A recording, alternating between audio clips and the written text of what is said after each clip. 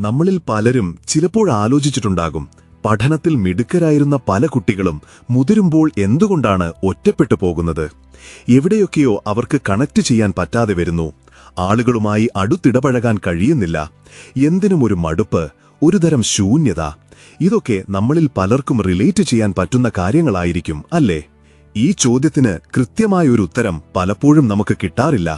പുറമേ നിന്ന് നോക്കുമ്പോൾ അവർക്ക് ഒരു കുഴപ്പവുമില്ലായിരിക്കും. ഇപ്പോഴും സ്മാർട്ടാണ്, കഴിവുകളുണ്ട്. പക്ഷേ ഉള്ളിന്റെ ഉള്ളിൽ അവർക്ക് ഭയങ്കരമായൊരു ഒറ്റപ്പെടൽ അനുഭവപ്പെടുന്നുണ്ടാകും. ജീവിതം മറ്റുള്ളവരിലൂടെ കടന്നുപോകുമ്പോൾ താനൊരു കാഴ്ചക്കാരൻ മാത്രമാണെന്ന് അവർക്ക് തോന്നാം. സ്മാർട്ടായ കുട്ടികൾ പലപ്പോഴും അവരുടെ വ്യക്തിത്വം തന്നെ ബുദ്ധിമാൻ എന്ന ലേബലിൽ കെട്ടിപ്പടുക്കുന്നു. കുട്ടിക്കാലത്ത് അവർക്ക് പ്രത്യേകത നൽകിയിരുന്ന ഈ ബുദ്ധി എന്ന ഘടകം മുതിരുമ്പോൾ അവരെ തന്നെ ഒരു കെണിയിലാക്കുന്നു. എന്തുകൊണ്ടാണ് ഇങ്ങനെ സംഭവിക്കുന്നതെന്നും എങ്ങനെ ഇതിൽ നിന്ന് പുറത്തുവരാമെന്നും നമുക്ക് നോക്കാം. ചെറുപ്പത്തിൽ നമ്മുടെ ഐഡന്റിറ്റി വളരെ സിമ്പിൾ ആയിരിക്കും. ഒന്നോ രണ്ടോ കാര്യങ്ങളിൽ ഒതുങ്ങിക്കൂടും.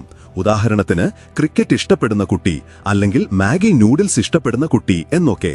ഇത് വളരെ വൺ ഡയമെൻഷനൽ ആണെങ്കിലും ഐഡന്റിറ്റി രൂപപ്പെടുന്നത് അങ്ങനെയാണ്.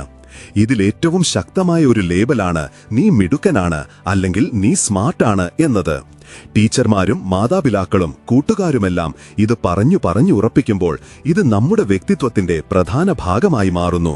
ചെറുപ്പത്തിൽ ഇത് അടിപൊളിയായിരിക്കും, പ്രശംസ കിട്ടും, ശ്രദ്ധ കിട്ടും, ലൈഫ് ഒരു ഈസി മോഡിലായിരിക്കും. മറ്റുള്ളവരെ പോലെ കഷ്ടപ്പെട്ടു പഠിക്കേണ്ട, കാര്യങ്ങൾ പെട്ടെന്ന് മനസ്സിലാകും, എല്ലാവരിൽ നിന്നും വ്യത്യസ്തമായിരിക്കും. പക്ഷേ ഇവിടെ ഒരു പ്രശ്നമുണ്ട്. നമ്മൾ സ്മാർട്ടാണെന്ന് പറഞ്ഞു പ്രശംസിക്കപ്പെടുമ്പോൾ അത് പലപ്പോഴും കഠിനാധ്വാനത്തിനല്ല, മറിച്ച് എഫേർട്ട്ലെസ് സക്സസിനാണ്.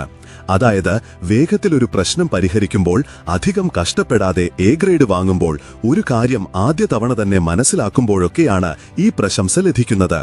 ഇത് പതിയെ നമ്മുടെ ഉള്ളിൽ ഒരു അപകടകരമായ ചിന്ത വളർത്തും.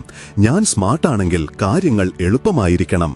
ഈ ചിന്ത നമ്മൾ മുതിരുമ്പോൾ എല്ലാം താളം തെറ്റിക്കും.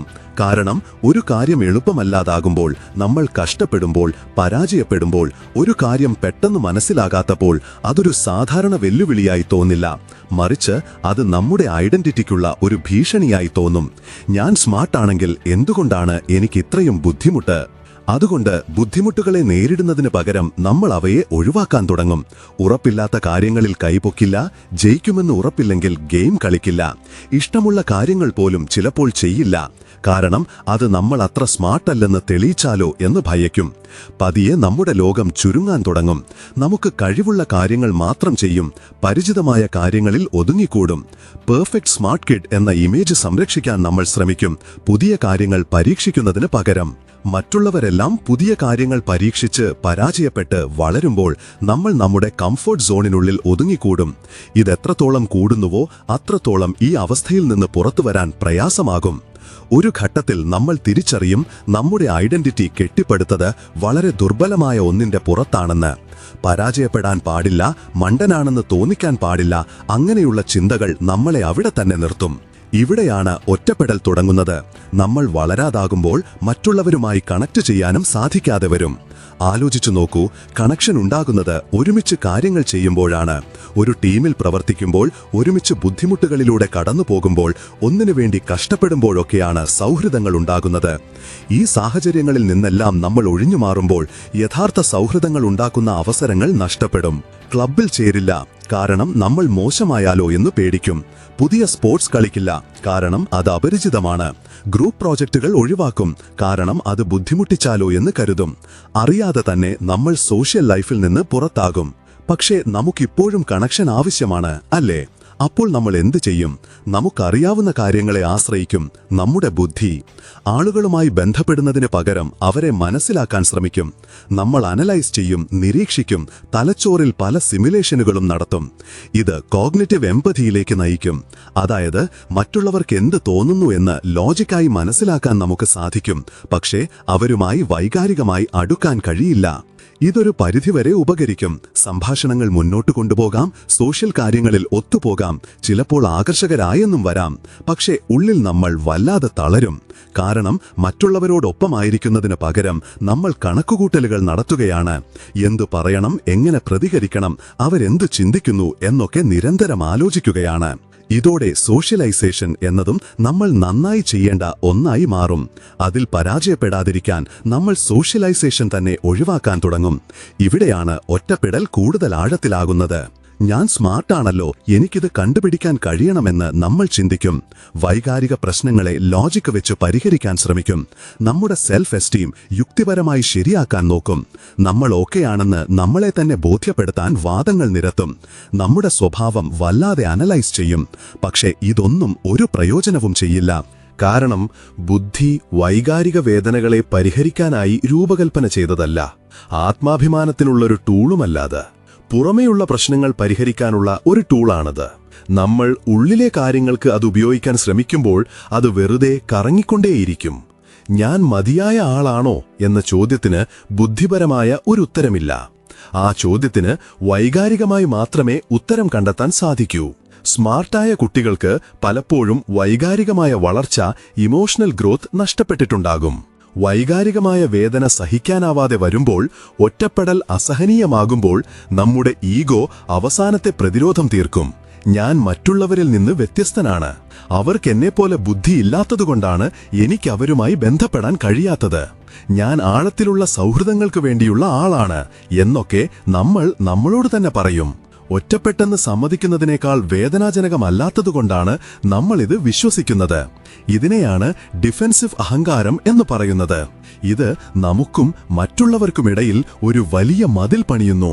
കണക്ഷൻ വേണമെന്ന് ആഗ്രഹിക്കുമ്പോൾ പോലും ഈ മതിൽ നമ്മളെ അതിന് അനുവദിക്കില്ല. കാരണം കണക്ഷന് വിനയം വേണം, സാന്നിധ്യം വേണം, നമ്മളെ മറ്റൊരാൾ കാണാൻ അനുവദിക്കണം, വൾണറബിൾ ആകാൻ കഴിയണം. ഇതൊക്കെ എങ്ങനെ പരിഹരിക്കാം? ആദ്യത്തെയും പ്രധാനപ്പെട്ടതുമായ കാര്യം സ്മാർട്ട് കിഡ് എന്ന ഐഡന്റിറ്റി ഉപേക്ഷിക്കുക എന്നതാണ്. അത് നമ്മൾ ഒഴിവാക്കണം. ബുദ്ധിശാലിയായിരിക്കുന്നത് തെറ്റായതുകൊണ്ടല്ല, മറിച്ച് നമ്മുടെ ആത്മാഭിമാനം അതിൽ കെട്ടിപ്പടുത്തുന്നത് വിഷമുള്ളതുകൊണ്ടാണ്. നമ്മുടെ മൂല്യം എളുപ്പത്തിൽ വിജയിക്കുന്നതിൽ കെട്ടിയിടുമ്പോൾ നമ്മൾ കഠിനാധ്വാനം ഒഴിവാക്കാനും പരാജയം ഒഴിവാക്കാനും നമ്മൾ മികച്ചവനല്ലെന്ന് തെളിയിച്ചേക്കാവുന്ന സാഹചര്യങ്ങൾ ഒഴിവാക്കാനും എല്ലാ വഴികളും നോക്കും. ആ മിഥ്യാബോധം സംരക്ഷിക്കാൻ വേണ്ടി നമ്മൾ പുരോഗതിയെ തടസ്സപ്പെടുത്തും. അവസാനം ആ മിഥ്യാബോധം തകർന്നു വീഴും. അതുകൊണ്ട് ഇതിനുള്ള വഴി വളരാൻ തയ്യാറുള്ള ഒരാൾ എന്ന പുതിയൊരു ഐഡന്റിറ്റി ഉണ്ടാക്കുക എന്നതാണ്.